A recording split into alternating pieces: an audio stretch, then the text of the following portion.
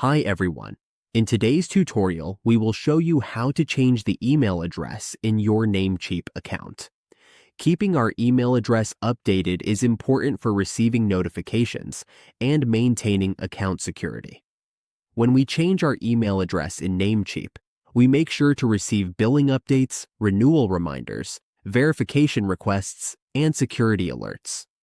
An updated email address helps protect our account and ensures we do not miss any important messages. Let's go through the steps together.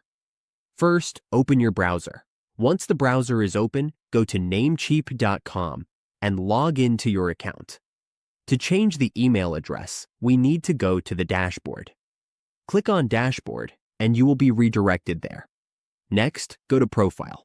Here, you will see your primary email and the Edit option.